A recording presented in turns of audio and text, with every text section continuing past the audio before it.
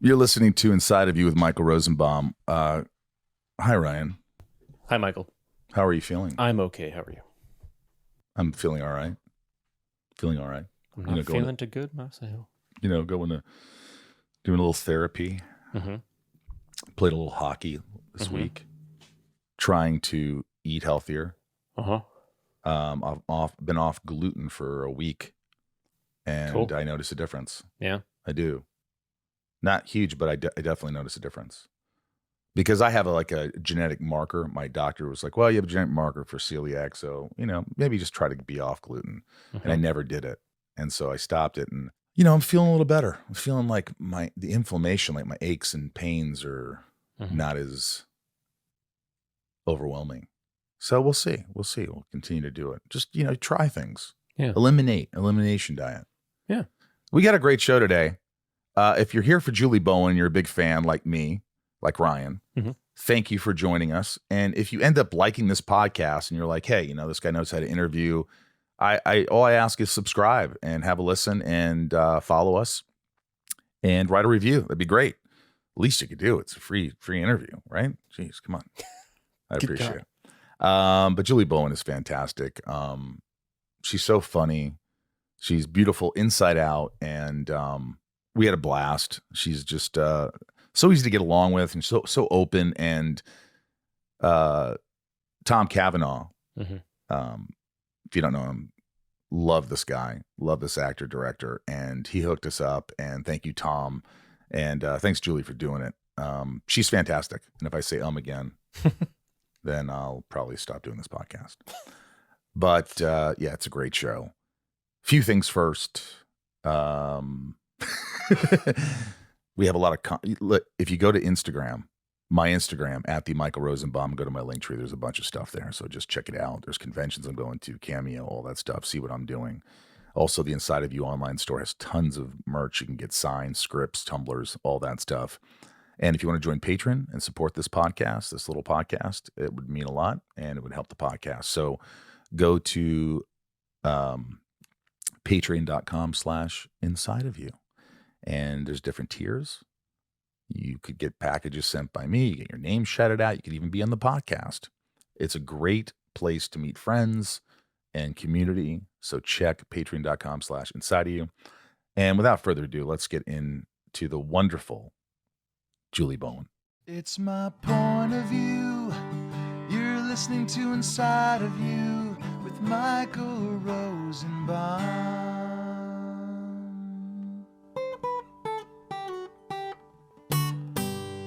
Inside of You with Michael Rosenbaum was not recorded in front of a live studio audience. Julie, we're here. Yeah. We did it. I know. I live really near you. You do? Oh, I used to live right up the street. What's your address? Well, I used to, yeah. My address, I live in Toluca Lake now, but I used to live right on, cut that out, Jason. Cut it out. Sorry. Already editing. Okay. Do you know what I'm saying? Is that too hot, that tea? No, it's perfect. I'm so happy about it. Yeah, I knew I had to make her tea because she just went, you just said before this, I said save it, but you've been on 20, how many flights? I was on 28 flights in the in the fall. I had 14 round trip flights to the East Coast, and I never got sick, not once. And then I just went skiing with my kids, and that did it. Now I got a cold. Are you a skier or a snowboarder? I'm a skier. Are you good? Are you a black diamond girl? Diamond girl. I mean, my cousins and my family are like intensely good skiers. So whenever I'm with them, I feel like a joke. But other people tell me, they're like, oh, you're really good. And I'm like, not compared to my cousins. My cousins are like smoke shows. Really? Yeah, they're the ones who like, you pick your line and you just do it. You just do it. And like I've got one cousin who's a really big guy, and he's the most graceful, gorgeous, fearless skier. And I've always felt like I'm like the clumsy little boy that, tries. I'm like a 14-year-old, like, oh, wait for me. I bet you wear a white suit. No. One of those girls like Dumb and Dumber, the hot girls wearing the white jumper. No. Yeah, the full onesie. First of all. With the fur. Those are so stupid. First of all, you can't get out of them. And you got to go pee. And it's like, you have to get naked. No. You got to go all the way down to the studs. And second of all, no, there's no pockets. My cousins also call me derelict, from Zoolander. Oh, yes. Because my style of dress is It looks like I just rummaged through some sort of like bin of cast-offs. You don't care. No. Have you ever cared? I mean, because you could be glamorous and all these things, and people can, put you get in the award shows. You're like, yeah. But would you rather just kind of jeans and a shirt, just kind of chill? Oh, for sure. Like I cannot on a daily basis get dressed and give a rat's Look at me, ass. I'm in sweats. I know. Well, sweats are very now. Are they? Yeah, and you're on your way to a procedure. Yeah, that's He's like, true. cut it out. Don't talk about my procedure. No, it's all right. I'm just going to get a procedure right after this, but it's not a big deal. It really isn't. Colonoscopy. No, that would be, I wouldn't care so much about that. No, they have to give me an epidural in my neck. I've had some surgeries and stuff, but it's old news. Have you ever had any surgeries or anything? Oh, wait. Don't you have a pacemaker? I do have pacemaker. That's right. I forget about that all the time. You have bradycardia. Bradycardia? No, I had sick sinus syndrome, hypervagatonia. It means your heart rate just goes really low. Yeah, because I have a low resting heart rate. Yeah, but yours is probably like 30s, isn't it? It wasn't. It was. Now it's set so that it can't go below 45. Do you have to? When did they know this? Was this at birth or was this? No, I was a runner all throughout high school, and then I was really a competitive runner, and I always had a really low heart rate. And my sister was in med school. So I would guess I was I just gotten out of college maybe. And she was in med school, and she was at that time in her life when I guess she always carried around a stethoscope. And we were on vacation, and she was like, I want to listen to this. And she listened to my heart, and she was like, that is not what they've been telling you. And it's not runner's heart or whatever. You need to go to a cardiologist immediately. She told you. She told me, and she wouldn't let it go. I was like, I'm fine. She would not let it go. And a month later, it was during the pilot. I shot the pilot of Ed. Right. That's how we know each other through Tom Cavanaugh. I shot the pilot of Ed and immediately had to go get a pacemaker afterwards. Were you shocked?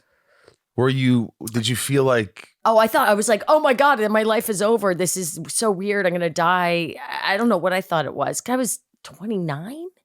Wow. And yeah, I was 29 years old. You're lucky you didn't die before that. Yeah. Well, they said I wouldn't probably die of it, but I'd start passing out. And because there was a vague feeling, because whenever I was really relaxed, I'd be like watching TV or a movie tired. or something. And no, you'd be like, it was like I'd been holding my breath for a while, that feeling of like lightheadedness. Yeah. And they said, you're going to be driving a car and you're going to pass out and you're going to kill somebody. And I was like, oh, well, then give me the goddamn pacemaker. Was it you still have a scar? No, it's underneath your armpit. I had it under my arm. Yeah, it's under my armpit. Do you have to get it replaced? Yeah, when the battery dies. The battery's the whole unit too. And how long does the battery last? I mean, it lasts a good long time. Like years. Years, yeah. Yeah, I've had it replaced like a couple of times. I don't remember, 3 times, 4 times. But they don't put you to sleep or anything? Probably. Oh yeah, you're under. You're under. Why? You're like, tell me more. I actually, the last time I went in, the guy goes, oh no, this was for my colonoscopy. Let's just talk about procedures. I love those. I love this. The guy, and you're in those like little, there's like a little curtain separating you from the next dude. Yeah. There's like nothing there. And the guy next to me, the anesthesiologist comes in. He's like, hi, my name is Dr. Rick or whatever. I'm going to be an anesthesiologist. And this older guy goes, let me just stop you. I'm a recovering addict. I want you to give me the propofol slow. He wanted to be able to enjoy it. I do that. He's like, give it to me slow. And I was like, give it to me slow. I think the most fascinating thing is that you go like 5, 4, boom, and it's over. Let me tell you something. I don't do drugs except for a pot taffy every once in a while. I don't really drink. A pot taffy. Yeah, I have a friend who makes me these pot taffies. They taste like the best Starburst flavor you could possibly get.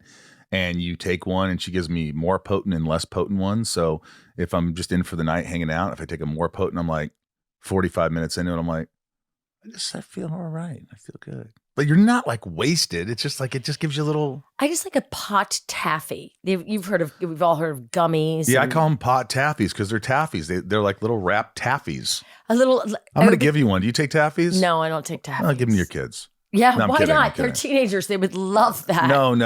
Mommy brought home pot taffies. But you know what? When I go under, and I've been under a lot, I usually say, hey, listen, I don't do much. So can you do it slowly?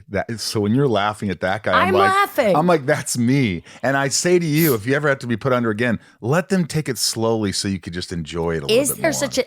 You won't remember it, but it will feel good at the time. I like that just to go. I like it over. You do? Yeah, I don't know. Well, see, last time I said, I go, hey, you said I could feel this for a while. What's going on? He goes, did you check your phone? I looked at my phone. It was like 4 minutes of me going, hey, how are you doing? So I didn't even remember it, but I was toast. You were filming yourself? Yeah, on Propofol or whatever it's called. It's called Propofol. And you were filming yourself? Yes. Are you serious? Oh, yeah. For like 4 minutes? Yeah, because he's let me have it so it could last longer. He's like, yeah, you were high as a kite. Jesus. And you didn't remember it? I didn't remember That's it. terrifying. That's the terror. But I don't think there's... It's not like I have Tourette's or something where I'm going to just start saying dark shit. I don't think. I don't know. I don't think they should let you have your phone. What if you'd like called your ex and been like, I miss you.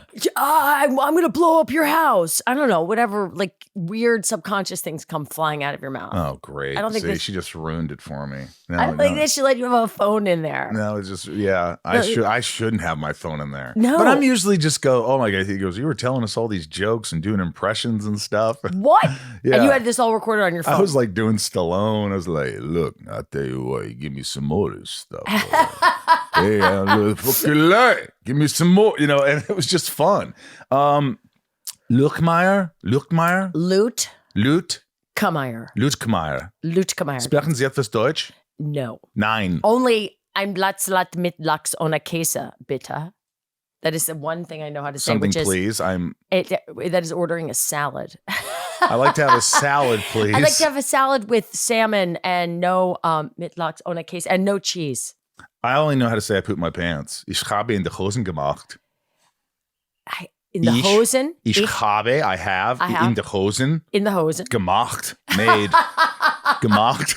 Gemacht, you made. Gemacht, I made. It's just you made it. Yeah. Like it's like, yeah. I made it in my pants. Guten Morgen, guten Tag, guten. There's a good German expression for having a punchable face.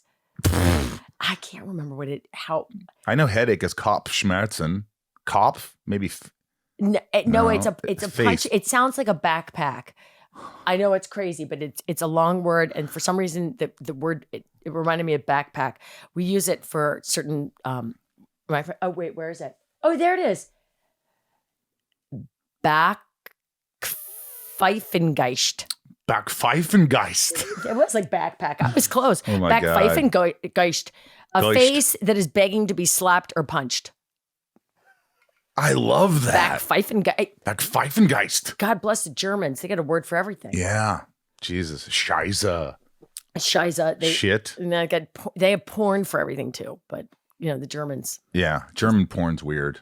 Yeah. You ever watch German porn? No, but inadvertently. No, I did go to a German porn store one time though. I was doing a project in Germany and sure. It was somebody's birthday and everybody thought it'd be hilarious to get this girl, I don't know, some sort of sex toy or something. I don't know. So we go into the shop and the first room, it's like your basic, I'm already cringing. I'm like watching people have sex, even on like regular network television or God forbid cable. I cringe. I know. It's so cringy. I can't stand it. Yeah. So I'm already getting cringy just being in the store. I'm like, all right, let's get the banana, whatever it is.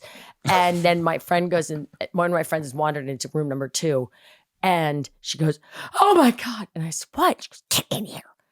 And I walk in and it's all scheisse porn. Shit porn? Yep. And I was like, no. And then there was another room that was strictly. Was there a cup in there? Fisting. And I was like, we have to leave immediately. This is too, that's too dark. No, don't get into it. poop and stuff with me. I'm not into that. No. No, I'm old. Not into it. No, I'm old. You're not old. I wasn't even into it when I was young. Let me just clarify. It's not like when I was 18. I'm too old for that now. I loved 2 girls in a cup before that. That was good fun back in the day. We really did it. We got dirty. No, I'm boring. I think I'm really boring. Do you really think you're boring? Yeah. What? Right away, I sense that's a lie. No, but I'm not like, let's get crazy. You know what? Let's just grab a bag and drive into the desert and we're going to pitch a tent. Oh, I don't do that. Yeah, I'm not that person. No, I'm not either. But I might say, hey, let's go to Ojai this weekend. Where are you staying? No, No, but I mean, like, do you have a place to stay? Yeah, there's this thing called Caravan Outpost. Anyway, it's a place where they have these they have these jet streams, and they're all next to each other, but they're separate, but they're really nice inside, and you just get a jet stream, and it's like a little play. You have to check it out. Okay, but you Caravan Outpost. But you had an answer. Like you weren't like, oh man, we'll figure out when we get there. That kind of chaos I can't do. That I cannot do. Do you camp? I used to, yeah. Yeah, I've never really camped. I'd like to camp. Camping, I like organized camping, like a proper. I went on Knowles. Knowles. No. It's sorry about my snotty nose. It's the National Outdoor Leadership School. It's like Outward Bound kind of, but it's less. I feel like Outward Bound was for kids that were getting it. I mean, I don't want to get in trouble, but kids used to be forced to do it, because it's like and it was a little bit more like about. I saw a documentary on that, I think. No, but it's not like they take you in the middle of the night. Oh, okay. But so Knowles is like, you choose to do it and you hike and you learn. You're out in the woods for a month. You do not come back. You're in the mountains. That's crazy. For 1 month. And they're teaching you how to be self-sufficient in the mountains. That's kind of neat. And to like read maps and get out of difficult situations. But you won't do that. I did it. I did that. I loved that. But it's like crazy organized. Like you were learning, you're making plans. This is what you're doing today. This is your schedule. Right. And you're learning to go like, okay, we're going to go to that ridge and it's this many miles and that's where we're going to get water and food and blah, blah. And the idea when people are like, let's just go camp. Let's just like park on the side of the highway. And I'm like, no, it makes me so anxious. I don't like it. Yeah. I need a plan. I want somewhere safe. Well, safe is good. Safe is good. Everyone knows that everyone gets murdered camping. Clearly. Yeah. No, they don't. I mean, they don't always. They don't. I mean, if you look around my horror posters, do you like horror movies? I do not like horror movies. Oh, man. What is up with this? Shame. There's the Dracula. Well, I don't think Dracula was really that horror-y. I have crossed oceans. That's Gary Oldman signed that. Oh. But yeah, I like horror movies. I think because my mother made me watch horror movies with her when I was like 8. What? Yeah, that's why I'm the way I am. But I like horror and I like documentaries. I liked it. What's your best documentary? What do you got? Jeez, man, there's so many great. The last one I saw was they just made a movie about it with Woody Harrelson. It's Last Breath. Uh-huh. But let me tell you something. If you haven't seen that movie. But the free divers? Yeah, I guess it's not the free divers. That's another one. That's another doc. This is about these divers that go on to like fix stuff at the bottom of the ocean, like pipelines and things. Watch the documentary and don't look at what the description is. You'll be blown away. And it's called Last Breath? I think it's called Last Breath. The documentary. The documentary, and then they made the movie. There's no way the movie could be as good as that. I had a friend who used to do that. I don't ever want to do that. I don't like that. No, it's so stressful. I'll snorkel the hell out of something. Underwater welding, that kind of stuff. Yes, that's kind of what they do, I think. Yeah, it's bananas. And they have to keep really careful track of how long they've been underwater. And the pressurization, they have to be in some pressurized thing for like 13 days before they go down in these ships. Yeah. This documentary you have to see it. Inside of You is brought to you by our good friends at Shopify. If you have a small business, if you're starting a business, any kind of business, you must have Shopify. I've been using Shopify for, 7 years, selling products, and, it helps with the brand, but it's so easy to navigate with Shopify. Shopify is the commerce platform behind millions of businesses around the world and 10% of all e-commerce in the U.S., from household names like Mattel and Gymshark to brands just getting started.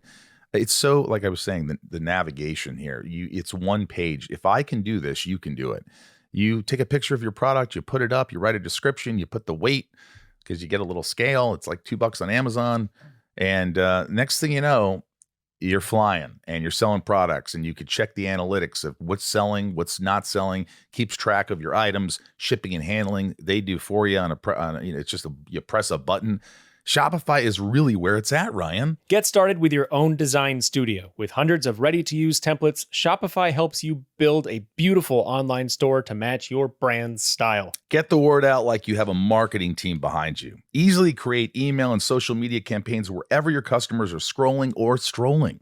And best yet, Shopify is your commerce expert with world-class expertise in everything from managing inventory to international shipping to processing returns and beyond. If you're ready to sell, you're ready for Shopify. Turn your big business idea into cha-ching with Shopify on your side. Sign up for your 1 month, $1 per month trial period and start selling today at shopify.com/inside. Go to shopify.com/inside. One more time, shopify.com/inside. I still love the fact that people are making movies, but they're not making as many, and it's still so hard to get a movie made. And everybody will say, "Well, just make one. Just have your iPhone out and go." It's a lot easier said than done. You don't have to wait. You don't have to wait. You don't have to get the film. You don't have to get short ends from USC. You can make a movie for cheaper, but there's no distribution anymore. And if it is, they don't pay you. And No, it's hard. Did you? Were you popular in high school? You could say if you were. No one's going to be like, oh, no. I was pretty nerdy, but I think I went away to boarding school. I'd say before I went to boarding school in 10th grade. So why did you go to boarding school? My whole family went, just was like normal. And it was totally normal. My parents went, my older sister went, and I didn't have to go, but I would go visit my older sister. She was at St. George's, the school where I went. And I went and stayed with her. I was like, oh, I'm coming. I loved it right away. You love boarding school. I loved it. And that is, whether I was popular or not, I was very happy there. I really loved it. Right. And I finally found my people. It was also the first time I went to school with boys ever. You're more of a you like hanging out with dudes. Energy. Yeah, and that's why Tom I think loves you so much. He's like you could just hang. I love Tom. He's like he told me, he says you two are going to, it's going to be great because you'll get it when you talk to her. And I already get it. You're just someone who can hang. Well, Tom and I share a love and appreciation of his ability to sing and dance and entertain, which I do not have. So I let him center stage it all the time. And we just had this thing where I'd show up in New York. Because I was doing this Modern Family for 11 years. Yes. So we'd go for upfronts every May, and it would always be sort of during playoffs for the NBA. And I would just knock on his door, and it didn't matter, midnight. I'd be like, let's watch the game. And he wouldn't even be like, oh, so you're in town. It was like, come on in. And we would just watch the game and I would leave. I love that. I know. We love basketball and. I wish you loved hockey. I'm a big hockey fan. Hockey? I played 1 year of hockey. Hockey just says hockey. You played hockey? 1 year. Ice hockey. Ice hockey. How was it? That's hard. But you got to learn. Well, once you learn how to skate real well, you're okay. Well, but that's, I knew how to skate, but I knew how to skate like girls know, like from birthday parties and figure skating. Figuring out how to ice hockey skate's an entirely different skill. It is. And it's hard. People don't give it a lot of credit. Imagine doing any sport, football, hockey, baseball, basketball, but you're doing it on skates. You're doing it on ice. And you're able to effortlessly turn on a dime, skate backwards as good as forwards, shoot, hit, block, all this. And it's so fast. I love it. It's so fast. If you've never been to a hockey game, you've got to go to a hockey game to give it a chance. Because a lot of people, and you liked it when you went. Oh, yeah. Well, my friend has season tickets to the Kings. Right. And I've gone with him. And he's great because you think you know what's going on, but he's like, you need somebody there to be like, oh, no, this is a power play. Yeah. And this is what it is. Because otherwise, you're like, back and forthy they go. But it's so fast. Yeah, and the game's even faster now. I mean, it's. Do you ever get like you seem like the kind of person that probably doesn't. You're confident, but I'm sure you've gone through like where you get nervous for a role. Oh my God, I get panicked. Do you get anxiety? I just did a play for the first time in my life. Right. I mean, I did one in college. I've never done a professional play. I always wanted to do a play. That's a challenge then. Right. Also, I'm terrified of standing up in front of people, like awful stage fright. So Wow. so I did it to trying to get over it. And it was a horrible process. Did it work? Yes, it worked. But there was this in the opening scene, maybe it's like 7 minutes in, maybe I have to walk up these stairs and stop and turn around and deliver a line. And my leg would be shaking so hard every time that I had to hold it. And one night I was like, okay, my leg's not shaking. All right, we're getting somewhere. Yeah. We're the moving Xanax forward. must have kicked in.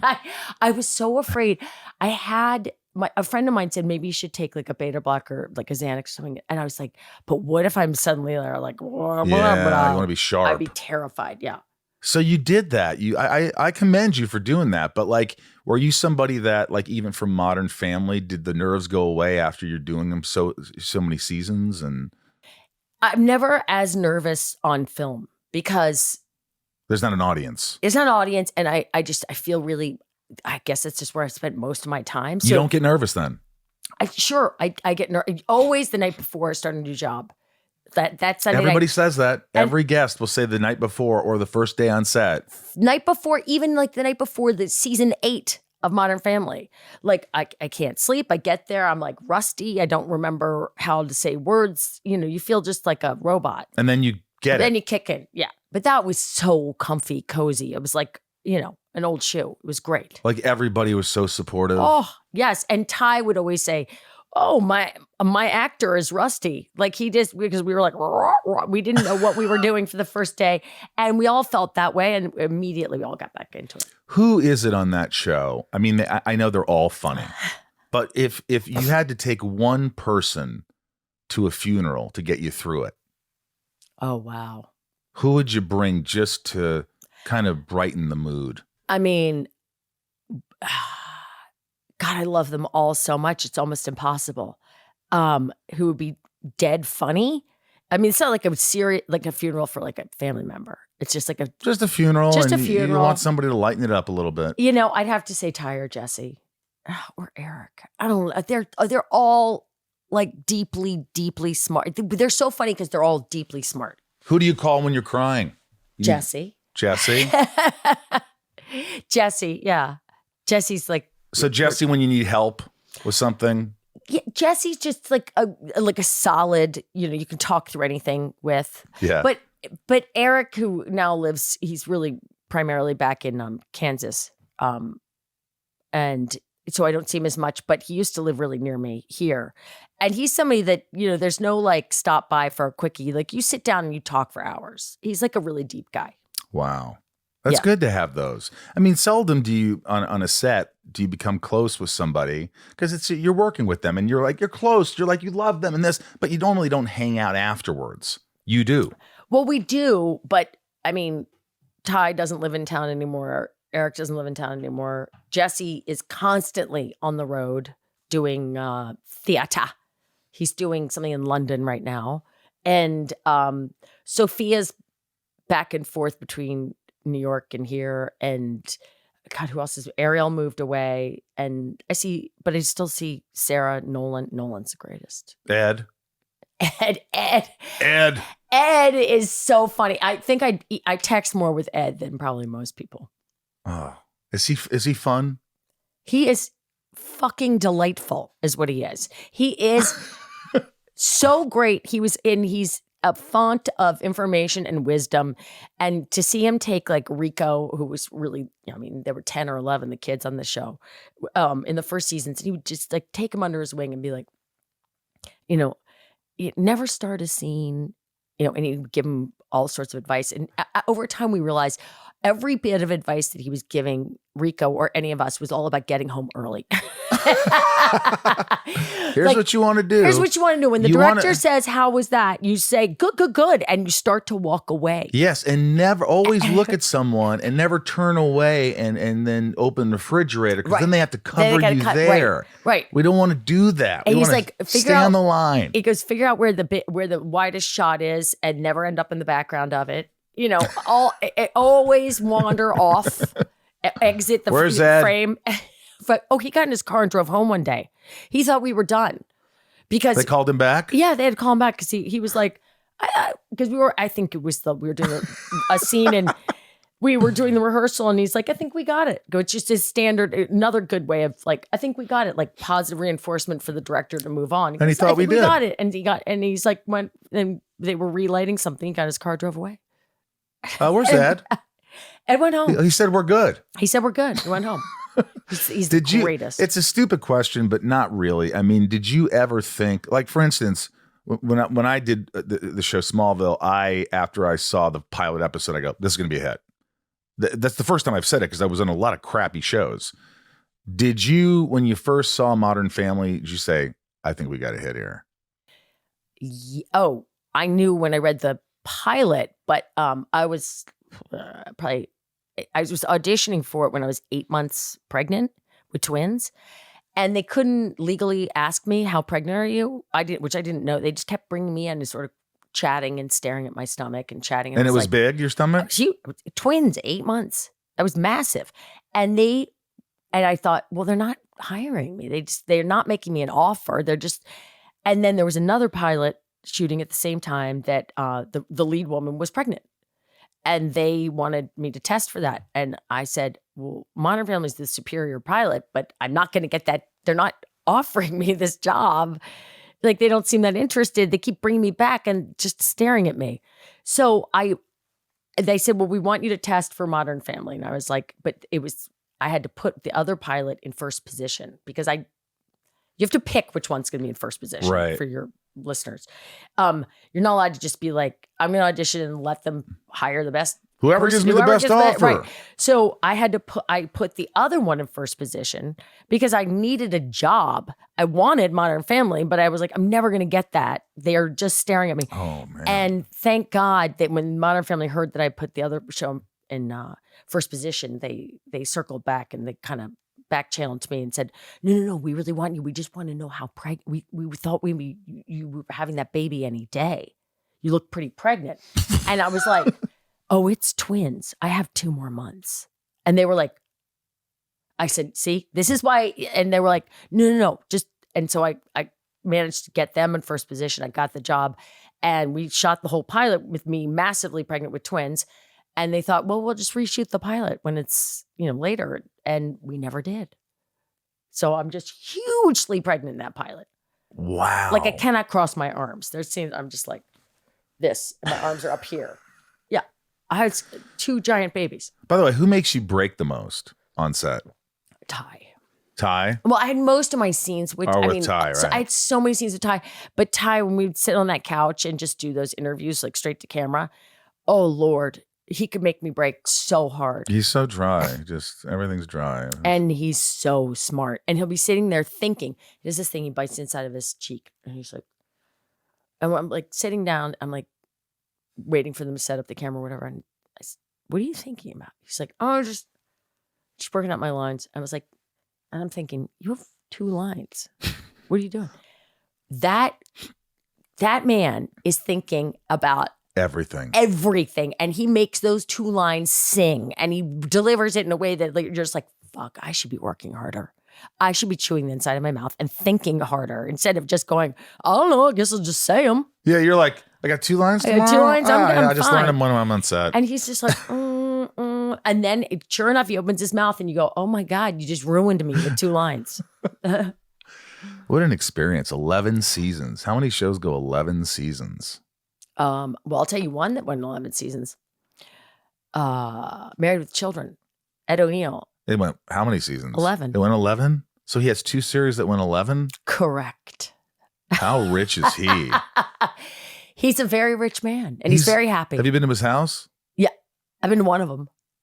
He's got a lot of houses. Well, no, he doesn't. I don't know if he has a lot of houses, but he has a house that I've been to.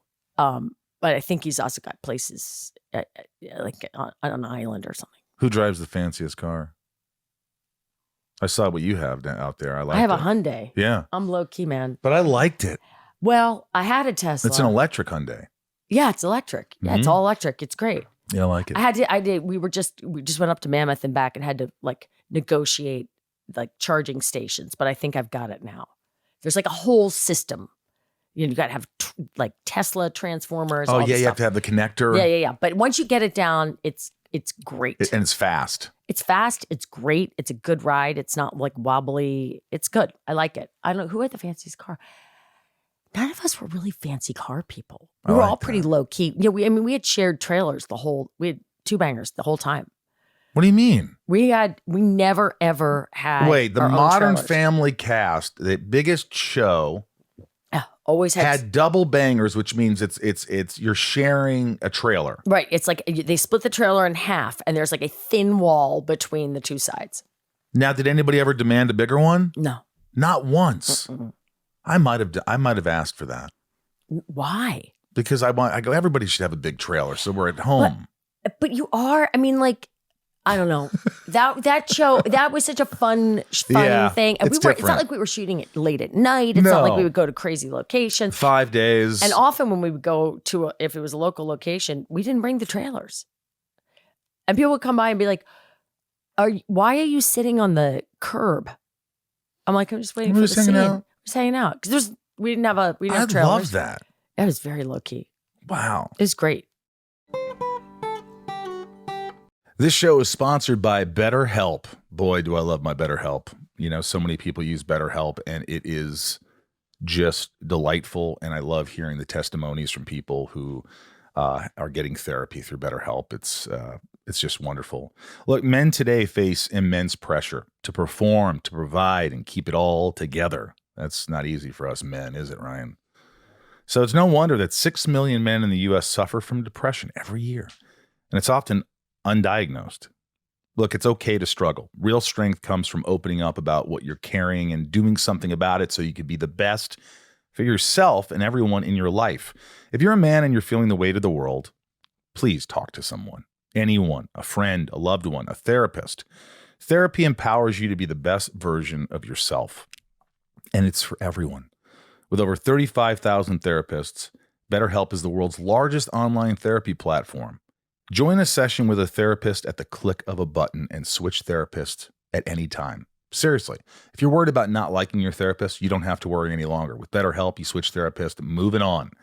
As the largest online therapy provider in the world, BetterHelp can provide access to mental health professionals with a diverse variety of expertise. Talk it out with BetterHelp. Our listeners get 10% off their first month at betterhelp.com/inside. That's better, BETTER, help, HELP.com/inside. Betterhelp.com/inside. Did you audition for Happy Gilmore? Yeah, the original one. Yeah, of course. Not this. We're bringing it back. We'd like you to read. Maybe. I didn't think they'd bring me back at all. I'm like, what is she going to, I mean, who am I supposed to be?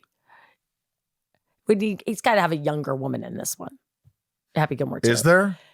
Well, we just finished it. It comes out in July. They're turning that thing around fast. Was it fun? So fun. It's so, well, all Adam productions are fun. Adam Yeah, you've done 3? Mhm.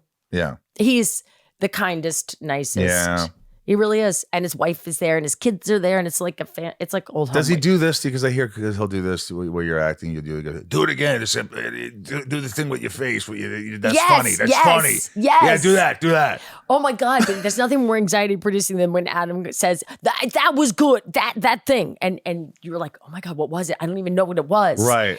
And but he's great. He should direct everything, but he doesn't want to. Yeah. I can't imagine, even when he's really angry, that you could take it seriously. He's like, what are you doing? What are we waiting for? Come on. It's funny because he does get, he Does get pissed.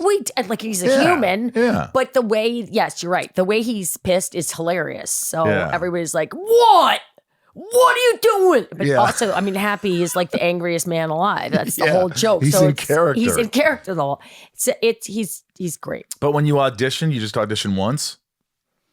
Boy, I don't remember. It was 96, 95? 94, 95. I think it came out in 95. I think it was 95. Yeah, I just know that I auditioned and there was like all these super sexy girls in the waiting room. Remember when you had to go into the casting office and like yeah. actually sit there and it wasn't self-tapes? And so you'd be there and you always run into sort of the same people. Oh, her. You're like, oh, those, there she is. Yeah, she'll And get the it. girls that were always like, I'm like, do they all know? How do they all know how to do their hair and their makeup? And they're wearing like short skirts and like, I don't know. It's intimidating. They were all sexy and like they had it together. Yeah. And I was not wearing, I think I was wearing jeans maybe. I don't know. It was something very normal. And I think the girl that had gone in before me was real bombshelly. And I went in after and I was like very nervous because I was like, they're going to hire, hot girl. And we ended up just chatting and hanging out. And I read and they were like, they were like relieved. They said they were visibly relieved. I go, what's going on? They're like, yeah, some of these girls are just so Stiff. aggressively sexy. Oh, yeah. And I was like, that's a bad thing? Like, yeah, I thought you guys liked on the that. other hand, were just not sexy. You know what? You're not so not sexy. You're not exuding any kind of, and we like that. It's just professional. We just turned into a Seinfeld show. Exactly. Hey, you're not sexy. You're not sexy. It's great. I don't even, from the waist down, you're like a Barbie. There's nothing there. Oh my God. That's what I imagine. Wait, what? I'm fine with that. Because back in the 90s, like I came up in the 90s and you probably didn't have this experience because you're a dude, but you would get into auditions and stuff for commercials or like I started in New York with like, you go to indie things, you could do anything and they'd be like, and then now we need one without your top. Wait, what? Yeah, they'd be like, take your shirt off. You took your shirt off? No. Oh. Never, but I was just like, it was so... No one, they just it was just belittling. So it was accepted that like, well, there's nudity in this project. And I'm like, that doesn't mean I'm going to get nude right now. Like, it was. Yeah. Well, we want to see what it looks like before we, no. No, I was never that girl. And no, I know that there were a lot of women who were, come on, they're trying to pay the rent. There's no shame. But I was not competing in that world. Well, you know what though? When I look at you, then it was like what I remember is my friends and I, dudes, were like, girl next door, beautiful girl next door, blonde, like, yes. Like that's, and I bet Adam was thinking that too. It's like, I don't want the trashy or whatever this. I want somebody's wholesome would you consider yourself pretty wholesome? Wholesome? Or girl next door-ish? Maybe like, boy next door. I never thought of myself as like, I don't know. There was always something sort of derogatory about, and I'm not that you're being derogatory, but there's like, there was always that group of dudes and you were just trying to get to hang out with them and whatever. Like I said, I went to all girls schools from kindergarten until 10th grade. My elementary school was technically co-ed, but you walk in the front door, you'd shake the headmaster's hand. Girls went to the left, boys went to the right. Oy. You didn't even eat or have recess together. So it was technically co-ed, but it was completely single sex. Right. So I didn't hang out with boys and I only had sisters. So I was really in a very female world, which is fine. But I was when I got to start hanging out with guys when I was a teenager, I was like, I like hanging out with guys. Like they shared had the same sense of humor and everything. Yeah. So whenever they were like, she's hot. And I was like, she is hot. And they're like, whoa, you're such a dude. And I was like, you can appreciate a girl being hot. Absolutely. I can appreciate a dude being hot. We can appreciate all of it. Hotness is for everyone. I'll look at my friend while a hot dude walks by and go, would you? And he was like, no, I'm straight. I'm like, I'm just saying if you want. I'm just saying. Like, look at him. I think I got that from my parents who were always very appreciative of like other people's beauty. My dad would be like, gosh, look at that. She is beautiful. Or my dad would be like, what a blue ribbon stud. What? Trot him by. That is a blue ribbon stud. And my mom was like, yeah. But when I say girl next door, it means like classy, I don't know. It's just like, it feels Are you like trying to trap me into like saying nice things about myself? Because it's not going to happen. No, I'm not. No, I'm saying on Happy Gilmore, like when I grew up in Indiana. So it was like, I don't know. I'm getting myself accessible, like a normal person. Like That's what I mean. Yes. Yeah, I'll take it. Like, you're normal. I think I'm normal. You're beautiful, but normal. I'll go with the normal. Do you not like compliments? No. If you invest too much in the compliments, and you have to invest in when you're not getting the compliments, like reading the comments, on like social media. It's like, Ty used to call it the game of more. When we first started doing Modern Family, and the reviews were like insanely good. I never read them, but I understood that they were just glowing. Right. And he said, "Oh, I played the game of more." And I was like, when you get to the end of that Google search and it goes, more? Would you like to see more results? And he was, yes, I would, more, until you hit the page where they're not good anymore. And so don't play the game of more. Yeah. Even for the best things. I don't, I think it's from childhood bad. and stuff and how I grew up, and I never heard that stuff. So when anybody says, if anybody ever says, "Oh, you're a good looking guy," I'm like, yeah. I got a good personality. I'm an 8 because I'm a 6 in looks and a 10 in personality. I'm a solid 8. But that's always you're averaging. That's my average score, But like, I never when people. It's hard. I don't take compliments well. I try to. I go, thank you. Thank you very much. I try to say thank you because I do discover that if you bat them away too much, then it becomes more of a thing, and I just want them to go away. Because if you invest in it, then what does that mean? Like. Yeah, that's really important to me. What is it? Yeah. It's so important to me how I look. It's nice to hear every once in a while somebody that says, it doesn't suck if they mean it, if you believe them. If like it's a close friend who wouldn't tell you that. Like my friend Tom never says anything nice about me. Tom ever. Kavanaugh? No, Tom's great. No, Tom Kavanaugh. No, I'm talking about my best friend Tom who, but every once in a while he goes, "Hey, oh, you look good today. You look good." I'm like, "Good. Thanks." Yeah. But he never says it. So when you hear it, you're like, kind of like, yeah. If my kids ever were like, "What am I doing differently?" Mom, I like your fit. And I was like, "Mom, I like your fit?" Yeah, the peep in the fit. I've never heard it like that. "I like your fit, Mom. I like your fit." And they're like, "Mom." And I'm like, that's meaningful because most of the time I'm just they see me as an ATM with an arm that's also able to drive an Uber. Like, where do you want to go? And here is money. That's all they want from me. What was Bill Shatner like to work with? Oh my God. Wow. I've met him at cons and stuff, and he's always been nice, but like, the guy's still ticking it, like 94. He rode a motorcycle so we did Boston Legal together for 2 years, and I lived in Studio City, and I lived right on the same street that he did. So I didn't know, I took the job having no idea where it shot. And because I knew that Bill Shatner did it, and he's my neighbor. So I was like, it can't be that far. So I meet everybody in New York at the upfronts, and I'm like sitting at a table, and Bill goes, "Did they tell you where we shoot?" And I said, "No, but it's got Studio City? Come on. Is it close?" He said, "No, it's Manhattan Beach."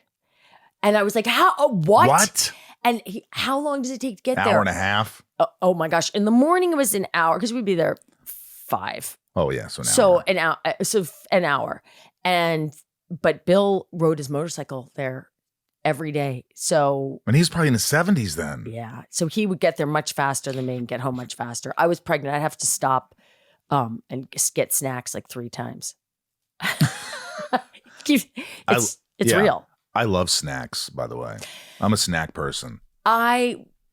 It's a killer. It's like, I just need to stop it. Yeah, but when you're pregnant, like there's a very efficient parasite in you that says what you're going to eat. Like I was a pescatarian for years. And with my first kid, I was pregnant on Boston Legal, and I was on a plane somewhere, and I was just like, "What kind of protein do you have?" And they were like, "We have chicken." And I said, "Give it to me." And like ate it with both hands. And I was like, it's not you anymore. There's another thing in you that will demand, like, you will get up now and you will make a fried egg sandwich with cheese. And you're like, "Okay, I will." I believe that. 2 a.m. Wow. And you make it and you eat it and you're half crying. Like you have the boss is inside of you. It's the same thing when you're stoned. It is, because you're sitting there and you're stoned and you're like, you're not hungry. You had a good meal and you're like, No. Strawberry Pop-Tarts. But with something weird on it. With grape jelly. That I have gotten stoned a few times, and that's exactly why I didn't like it. Well, I hated that feeling. But if you take a less potent pot taffy, then you're not going to be as high. But you won't get the munchies and all that. No, I don't really when I do on the low dose side. But when you get really high, then once you start eating, you can't stop. That sounds just horrible. I hate the feeling of being out of control. I don't like being drunk. No, I hate being drunk. I don't drink. Oh, you don't drink at all? I might have a drink here and there, but if you see me with a drink, you're like, hey, look at that guy. You just like a pot taffy. A pot taffy here and there. That's about it. Do you worry saying these things on a podcast, like stuff that 4 years ago, you'd be like, yeah, it's fine. It's legal. But that like maybe right now everything could become illegal tomorrow? No. I don't really care about much. The only thing I don't talk about anything, politics. I don't talk politics. No, I'm not. I don't either. But when I talk about like, if I was on an antidepressant, yeah, I'd say it. If I was, have you ever been on that stuff? My email used to be Julie B. Prozac. And my business manager was like, that's not professional. You need to change that. And I was like, but that is me. Julie B. Prozac. Is that true? Yes. That is amazing. I was on Prozac when it first came out. I mean, I think I was 19. And I'm not kidding you. It was invented. And I had a lot of anxiety and a lot of depression. Didn't even really understand it until I got on Prozac, and I got it. And I will tell anybody this because it's like, I was going down a hallway and it was really dark and you can't see really well. And then somebody goes, here, take this pill. And about 4 to 6 weeks later, someone's going to turn a light on in that tunnel. And you're like, oh, it's the same fucking tunnel, but you can actually see. You can actually see. It worked. Oh, yes. For you, it worked. I always say it works for different people. Yeah, it absolutely worked for me. It absolutely worked for me. And I've been on it ever since. Yeah, I'm on Lexapro, but it took me a while to find the right thing. But like my anxiety, I think since I was a child, I was kind of riddled with it. And so now I feel like I'm fine. Well, it's like I don't get really freak out about stuff as much. No, but it's not like you're high. It's not like you're in a different reality. It's just like you're in reality. It's whatever I think normal might be. Yeah. It's as close to normal as I think I will be. I used to think of it as like the toilet doesn't flush and you just keep going around the bowl and around the bowl and around the bowl. And you're like, no, normal people, it's one flush. And then they don't perseverate and like think about the same things over and over and over and over and over again and like stay up all night worrying about it and then wake up in the morning where you go, yeah, that's a concern. I should do something about that. Yeah. Move on to the next thing. That's good. Yeah. I think all that stuff's good. People say, just exercise. You don't need to be on any. Some people are wired differently than you. So you couldn't understand what we're going through. Oh, 1,000%. But I do like I will bang the drum of SSRIs until the day I die because I think that there's a lot of people like, oh, I don't know, it makes me scared. And I'm like, don't be scared. Don't be scared. Don't be scared. It could change your life in a good way. It could change your life. It's 4 to 6 weeks to, Yeah. And by the way, I went through hell trying to find the right one. Oh, you did? Yeah. I got more anxiety. Nothing. This didn't work. And then the Lexapro hit and I was like, wait a minute. This isn't bad. This is normal. Hey. The lights on in the tunnel. That's right. You're still in a fucking tunnel. Yeah. I mean, it's still, but the light is on. Yeah. But you know what it is? Into this tunnel of love. Remember that? That was Bruce Springsteen, baby. I do. The Tunnel of Love, it's a dicey title for him. Into this tunnel of love. I know he meant it as like a theme park thing. It was like a carnival ride, right? I don't know. Oh, I think that's. I just remember the song. Okay, I always remember the videos. I like a lot of cheesy songs. Do you like any new music? Some. I like that song "Messy," and I'm too messy, and I'm too fucking clean. You ask me to get a job and wonder who is this? I've been Lola Young or Lola something.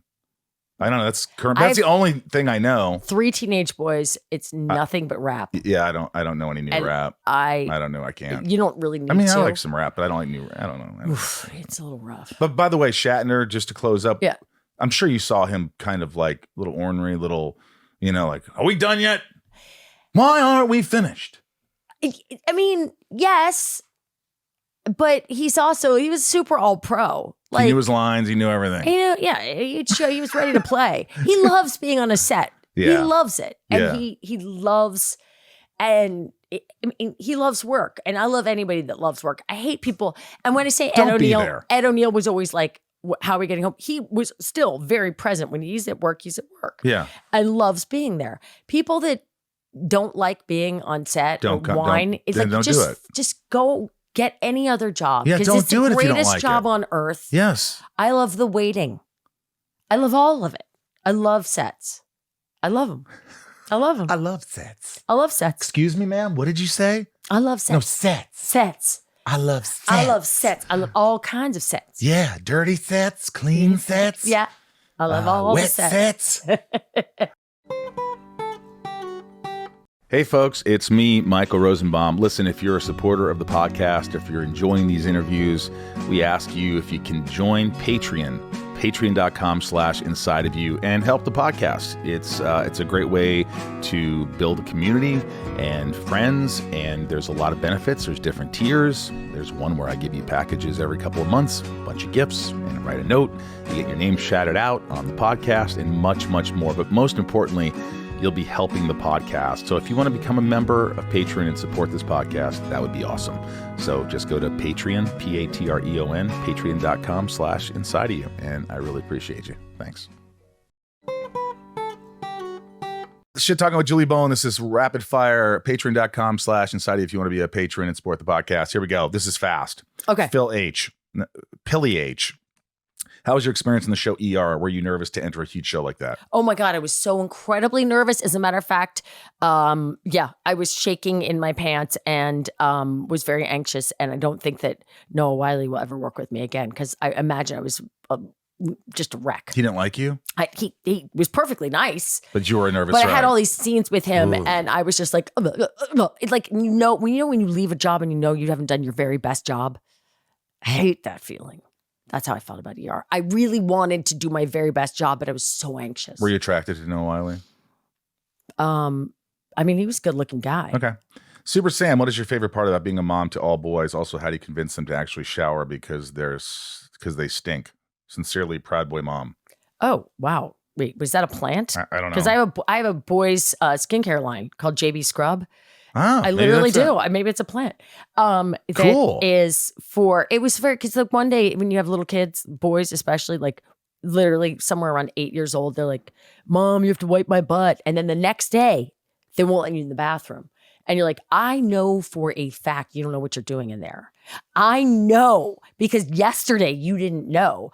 And today and for the rest of your life, we're just going to trust you got it. They come out with like, a bar of soap that they've used on their hair or they put conditioner on their balls. I don't know what happens. So I used to stand outside the bathroom and go, pits, nuts, butts in that order. And they're like, what? Pits, nuts, butts. In that order. Oh my God. Why? Don't ask. So then so during the pandemic, we started a skincare line called JB Scrub. What's called? JB Scrub. JB Scrub, like Julie Bowen Scrub, JB Scrub. Well, actually, there's another JB, Jill Byron. So Jill Byron, there we go. Jill Byron, Julie Bowen Scrub, SKRUB, because guess what? Patents and trademarks are tough. Yeah. I know how to spell. Congrats. I do know how to spell. So that's how I convince them to shower. And I love being I don't have daughters, so I have nothing to compare it to. Thank God. I got no choices. Taylor R., do you have a favorite season of Modern Family? Season? Yeah. And what's your favorite, if you can think of an episode that comes off the bat that you love? Yes. I have some favorite episodes. The Halloween episode that we did, I think it was the beginning of season 2, where we're all in a haunted house and Sophia had to go, ho, ho, ho, ho, welcome to your nightmare. And Ed is dressed like a gargoyle. It was we never got a clean take of it. Everyone was laughing so hard. Even in the actual, I'm like an undead bride of Frankenstein or something. So I'm wearing so much makeup, but if you look, I'm laughing. I'm just like, I can't stop. That's good one times, of those days man. when you just like every take. That's good times. And Ed, no, Eric was under one of those turkey reveal platter things. It's got the hood over it. So he's under the table, and during each take, someone would have to lift it up, and he'd set his line. Oh my God. And so between takes, they left the dome over his head. He's like, hey. And someone lifts it off. He goes, guys, I feel like we're filming a classic episode of television. And we're like, shut the fuck up. Wait. And like, I'll never forget that. Like, he was right. That episode in particular, just that hit hard. I have to watch that. Write that down. I want to watch that one. That was great. This has been an absolute joy. Wow. That's it? Well, will you come back sometime? Sure. Why not? You live close. I live close. You live close here in Culver City. Yeah. Yes. Good. Up here in Simi Valley. Do you, can you tell us anything about Happy Gilmore too? I'm in it. You're in it? I was surprised to be in it. Did you laugh? And I keep saying, I'm in it for like a heartbeat. I'm like in it for nothing. And Adam's like, stop saying that. You're the heart of the movie. So, I haven't seen it. I've seen just the trailer. I can't wait to see. The trailer looks great. Listen, when you do Adam, you just trust the process. I'm still waiting one day to get one line in a Sandler movie, anything. And I did a show that he produced. What show? And we know each other. It was called Breaking In. It was a short-lived show on Fox, and I love my character. And every time I see Adam, he's like, "Oh, dude, you're so funny in that. If I loved you," and and he's so like, "How you doing?" He like talks to he's the nicest guy on the planet. And I'm just going, one day, hopefully, he'll just go, "All right, I'm going to throw this guy a bone and put him in a movie." Put you in a show, dude. I just love Sandler. Yeah. I love him. No, he's a great guy. And I just watched right before we did it, Happy Gilmore 2, I watched his special, his last one, because I was like, so good. But I thought I was like, oh, because I have seen him recently, a bunch of times, and he can be really earnest too, and he loves his family. Yeah. And I thought, I wonder if he's doing less edgy stuff. And that one just turned on you. I loved it so much because you're like, yeah, oh, he's back. Okay, yeah, we're still Sandler. I love it. He's absurd and filthy and loving. Just a wonderful human being. I love it. I will always love one of the Sandler. nicest people I've ever met. Yeah. And you know who else I love? Tom Cavanaugh for helping us connect. I love Tom Cavanaugh. I love him. I loved Ed. Do you know that I was so in love with him on the pilot and would like go and knock on his door, and he knows this, and Mo knows this, everybody knows this. I was the most obvious like, hi, and he's like, oh, look at her, look at the girl. He's always doing accents and comes out. He would sit and this is in a hotel. It's night. I'm knocking on your door, and he's like, brings out his guitar, sits in the hallway, and would sing me funny songs and make me laugh, and then say, now it's time for bed, and send me back to my room. You guys never hooked up? Never. It was the nicest no I've ever gotten. Tom, you're an idiot. No, he's the greatest. What are you doing? No, he's the best. He's so classy. He's another wonderful human being. I love seeing him. Every time we see each other, we hug. He's loving. He's got such a great energy. I swear to God, Tom Cavanaugh is such a he's a gem. He's one of those few people that makes you feel like I should be doing more.